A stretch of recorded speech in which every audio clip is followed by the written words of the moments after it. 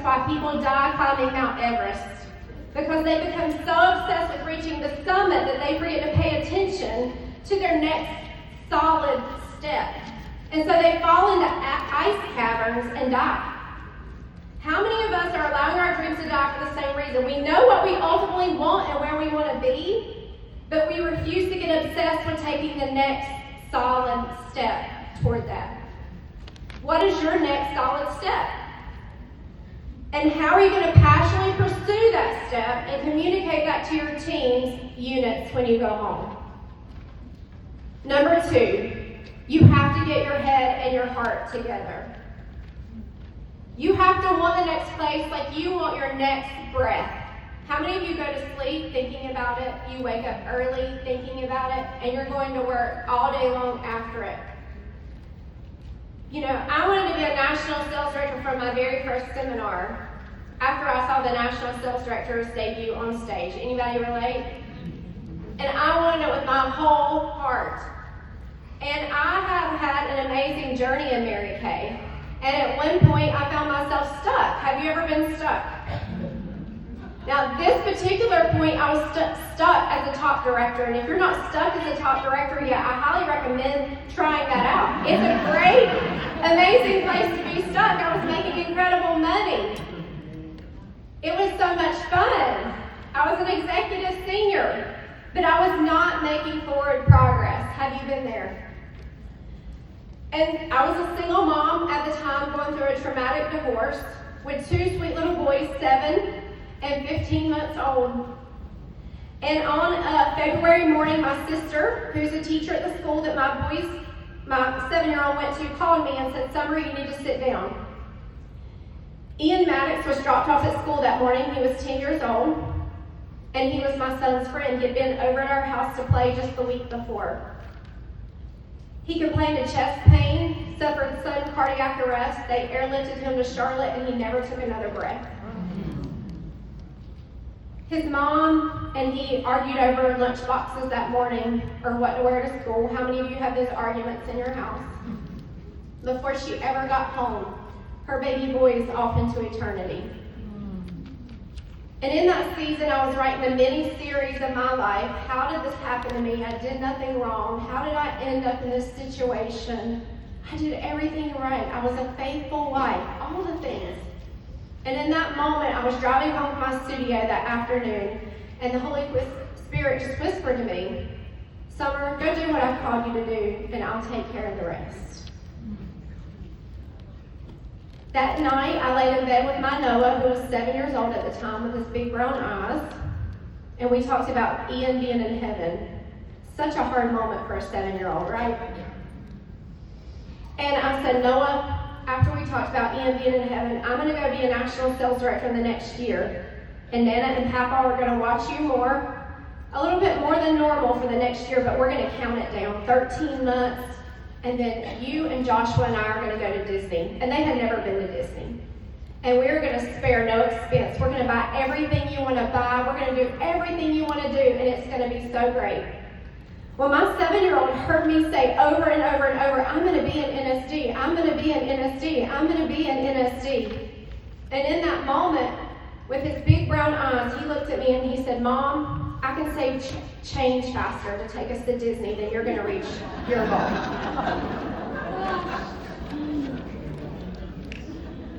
I cried my eyes out. I begged God to forgive me. And in that moment, my head and my heart were finally aligned to become a national sales director. If your heart wants it, but your head is not willing to do whatever it takes, you'll never get there, you guys. And I pray that this will be the weekend that you get your head and your heart together. And guess what? From that day, in 14 months, we debuted 17 new sales directors. And the record-breaking Fortenberry faith area was born. And guess what? I did not work harder. I changed my expectation into every party and every room I walked in. I expected to find another Mary Kay sales director. And because I expected it, guess what? I found it. But you got to get your head and your heart together. Where are you today? All heart? All head? Or is today the day you say, I'm all in, head and heart both. I want it as much as I can breathe, and I'm willing to go do the work, you guys. You've got to have both. Number 3, I must grow before I go to the next level. In every season that my business has grown, I have grown in the season before. It's the law of the harvest. The vine must be pruned in order to continue growing in a healthy manner. The pruning season is 0 fun. Anyone there right now?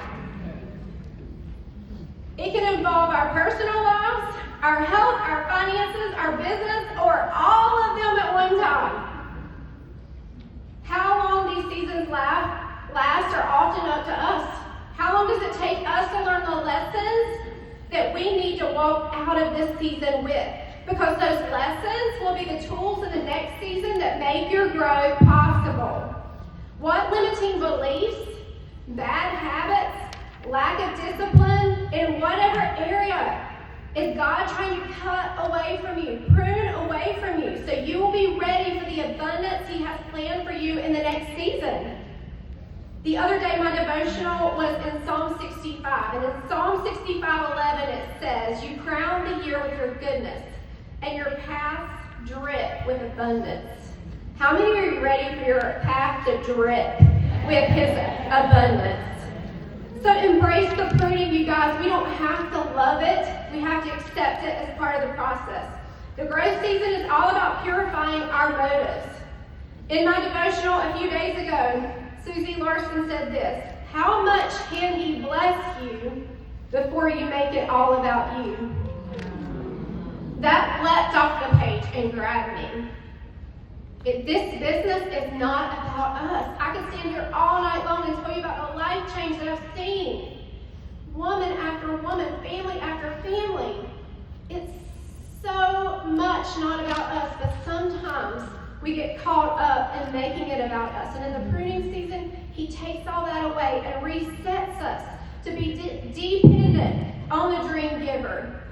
This has been a growth season for me. Anybody else? Otherwise known as the wasteland, if you've read The Dream Giver. But my amazing 16-year-old son has really given me great perspective in this season. Joshua had one of the fastest mile and 800 times as a freshman in the state of North Carolina last year. And then in May, he began to throw up randomly at practice and in races. Summer training began and he was throwing up every single day. How many of you can compartmentalize a lot, but when something's wrong with one of your babies, you can't sleep, you can't eat, you cannot think. It is all we were thinking about in our house, what was going on with him. He was stubborn and he continued to run every day at practice, but he was so weak. He went to doctor after doctor and we were misdiagnosed from June through October. Finally in October, we found out he had H. pylori bacteria in his stomach and a tapeworm. He began to be treated, and in 6 weeks he was feeling much better. But through all this, he lost so much of his muscle mass. And he went from being one of the fastest in the state to one of the slowest on his team. Have you ever been there? And he said this to me after he was finally getting healthy. He said, "Mom, I have to quit thinking about where I should be if this hadn't happened today, and decide to win today right where I am. I only have to get faster than yesterday. I only have to run better than last week's race. God has a purpose for all the pain I've been through, and I'm still going to achieve my dream." Pretty profound from a 16-year-old boy, right? Raise these Mary Kay kids, y'all. If you have little ones, just wait. When your faith is wavering, they'll stare you eyeball to eyeball and challenge your faith. It's one of the greatest gifts. How can you win today and tomorrow, friends? What does winning today look like for you? Have you defined what a win the day looks like for you in this season and what you need to be doing daily? If you have a consultant who has a big goal to become a sales director and she's getting overwhelmed by it, what would you tell her today? Break it down. Let's break it down to even what you need to put on your 6 most important things to-do list for tomorrow. And focus one day at a time. And sometimes we get so lost in all the things, we quit taking our own advice, don't we?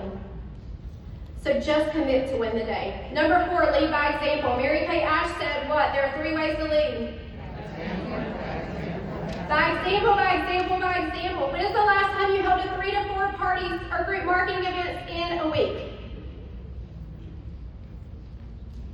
My amazing Gabby Jones and Rachel Wood, her brand new director, got to spend the last 24 hours with me, and I gave her the action plan that Mary Kay Ash used to give to sales directors.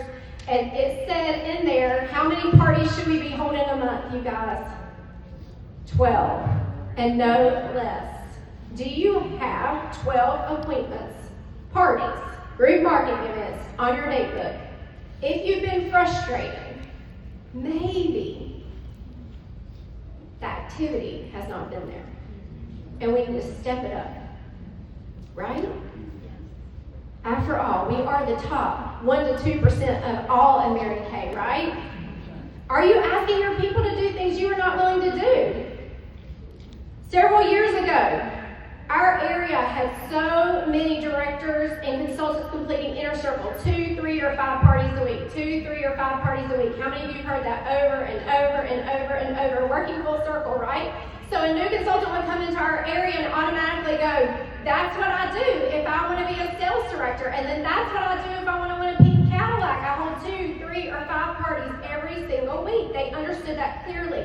And in the post-COVID era, I noticed we had lots of selling, but the full circle process was missing. Anybody else see that going on? Yeah. So I had to ask myself, am I going to keep complaining about it, or am I going to go do something about it? So I made the decision a year ago to go back into the field intensely. I focused on looking for leaders at every single appointment and helping my sales directors create growth. 160 parties later. I have been in 160 parties this year. Booking, selling, coaching, and team building. And what I can tell you is that the Mary Kay full circle process is more alive and thriving than ever. I thought maybe it was different. Maybe it really didn't work anymore. And so I had to go out there and see it for myself. And you guys, it does work. People love our parties. I've had more people say, this is so much fun.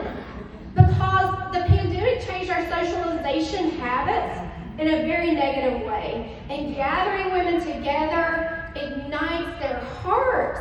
It's been so much fun. Our marketing plan is still unbeatable. Don't you believe that? Yes. My unit is up 42% from the same time last year. I have 2 new first-line sales directors, 4 team leaders, and a whole bunch of red jackets and senior consultants. And if I can do it, you can too. You can too. All right, number 5, create a culture and environment where everyone wins. Good directors can do 2 of these well, but next level directors balance all 3 at the same time. You know what they are? You've never heard this before. You, the new, and the you. What are your personal activity goals? You. We should be earning a medal a month as sales directors. Unless you have a unit of like 200 and you have like 5 DIQs, you should be, anybody in the room have that going on? A medal a month should always be at the top of your goal poster. And with the starter kit on sale, it should be a double gold medal or a triple gold medal. I know Bridget Shaw has somebody who has 20 already. Is she in this room? How many recruits do you have this month? 26. That is thinking fabulous, friend. So inspiring. You are going to find the champions.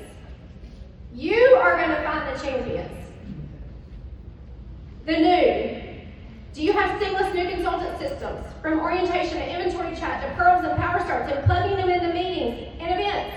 Moving them quickly to senior, red, and beyond. And then the few. How are you coaching and mentoring your top 20%? We should be spending 80% of our time with our top 20%. Are you proactively setting aside time for that top 20%?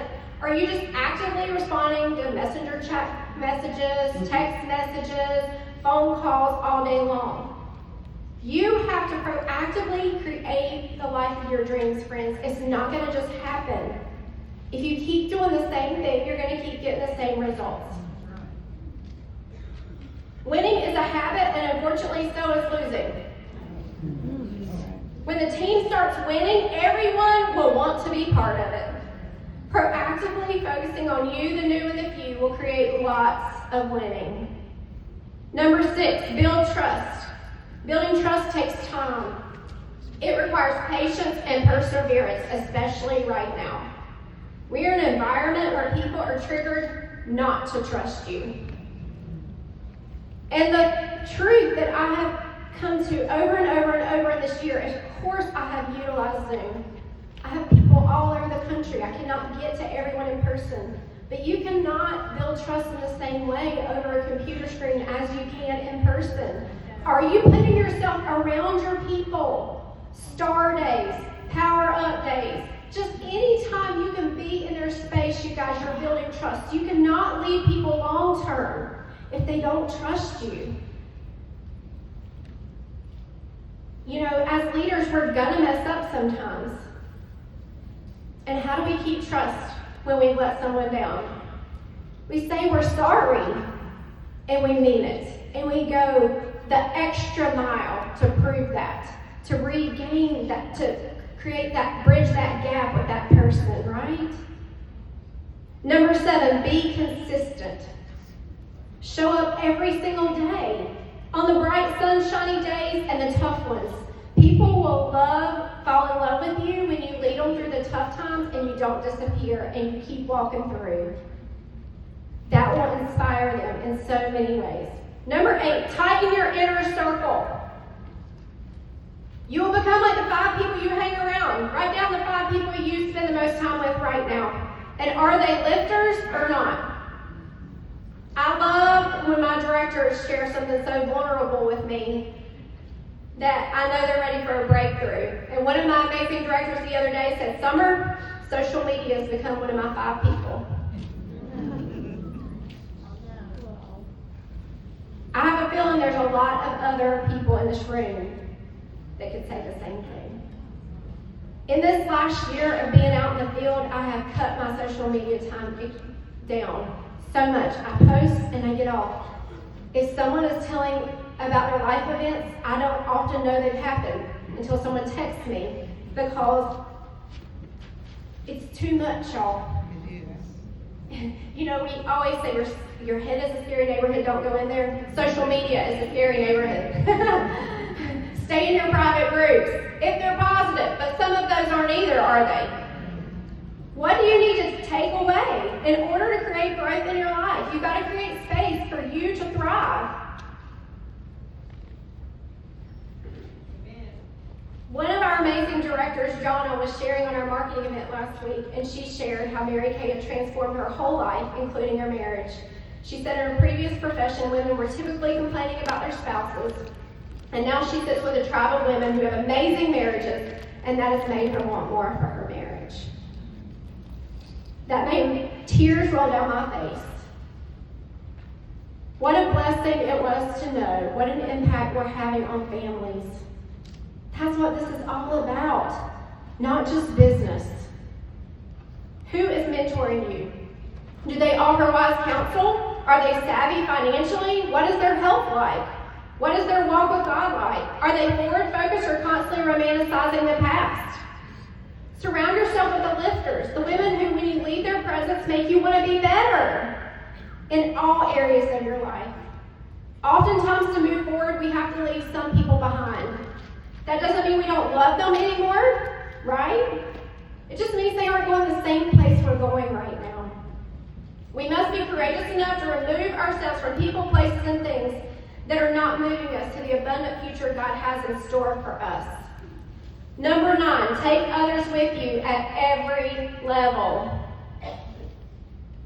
If you've had 10 or more new recruits in a month in the last seminar, stand up.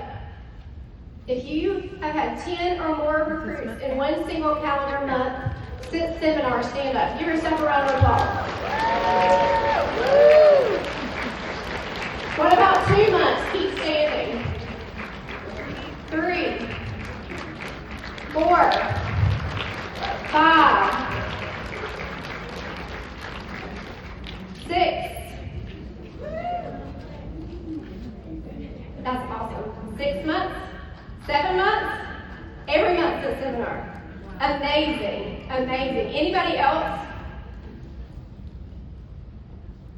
Is this acceptable to us? What are we going to do about it? You are the top of the top of the top. As Pam Shaw says, nobody is coming to save you. You have to save yourself. As the Mary Kay sales director, we should wake up every day and ask ourselves these 3 questions. Who am I interviewing today? Who am I recruiting today? And who am I moving up today? That is our job, to create growth. We have to take others with us. In this last few years, we've fallen into survival mode. We've lost our hunger for growth. We've defaulted to selling. I see so many posts like, I need 4,985 $10 items to earn my car. Jesus, take the wheel. I love all of you, and we got to do that too. But what about, I'm going to go get a double on that. Don't move 3 people to red and get a new DIQ.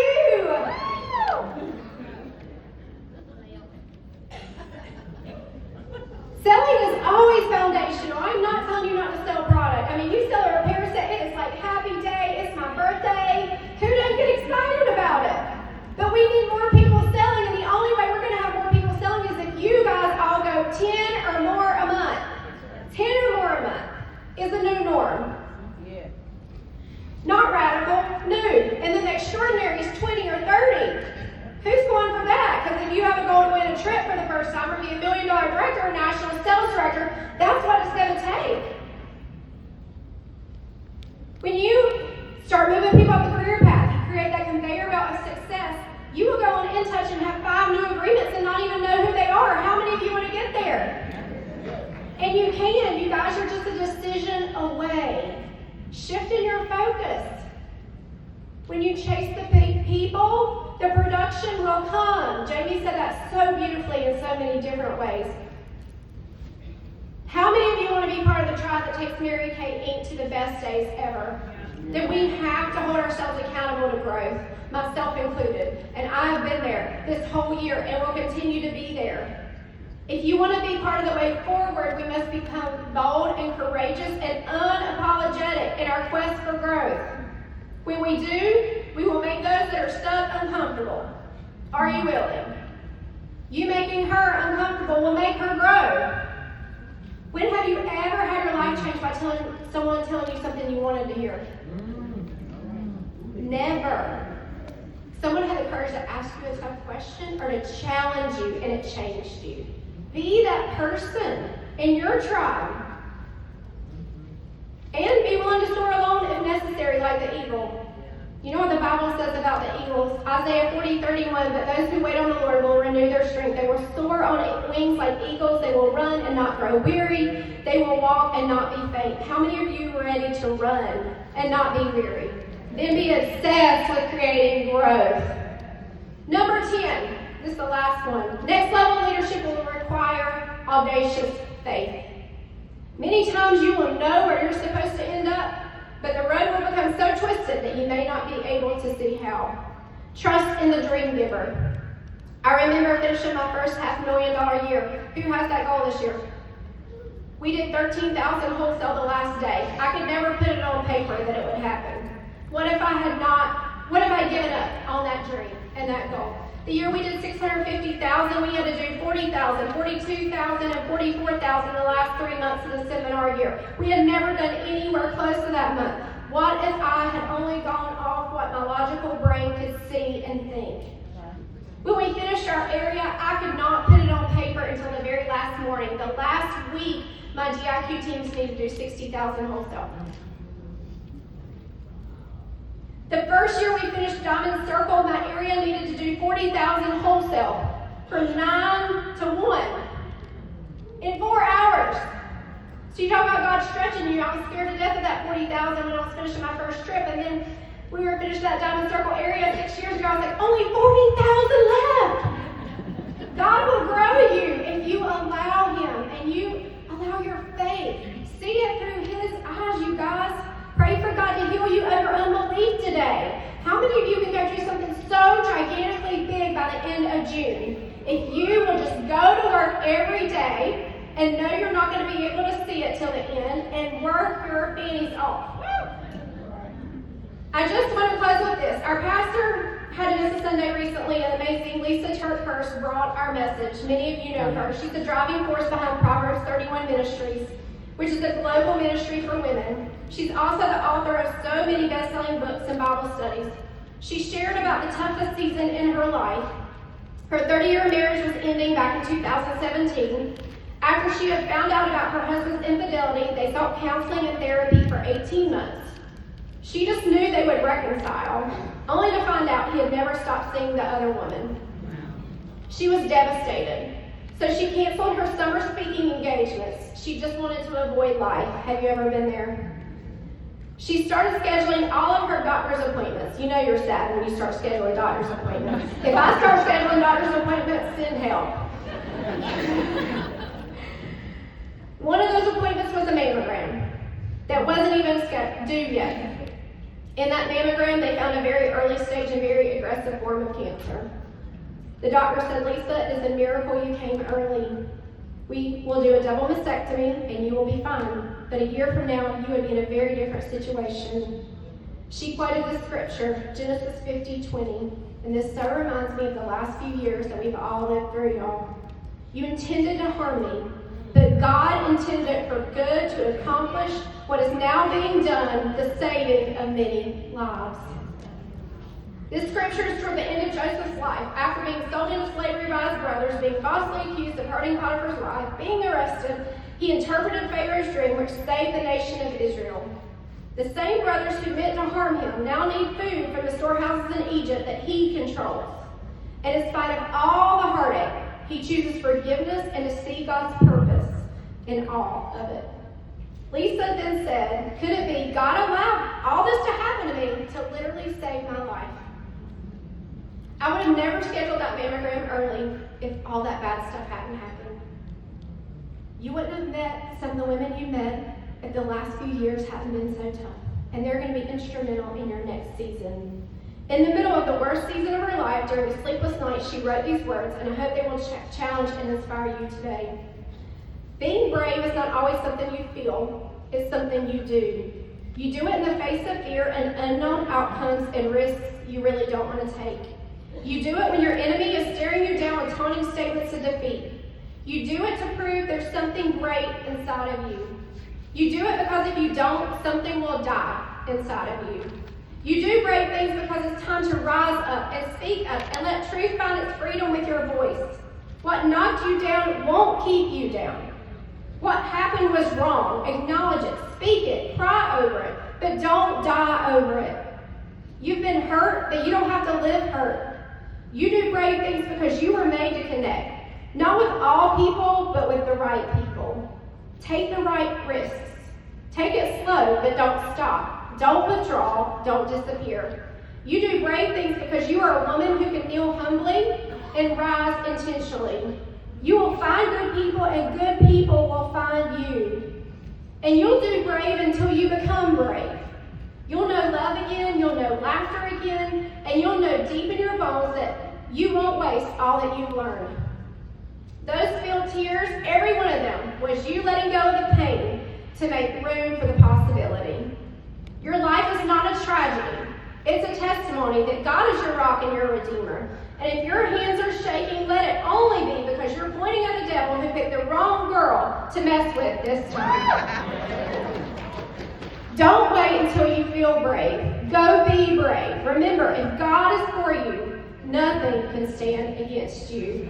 You have 100 days to the seminar finish line, and no matter where you are today, if you decide to take God as your business partner and walk in faith and go get your date book slammed, anything is possible. I can't wait to cheer you all on at seminar in Charlotte.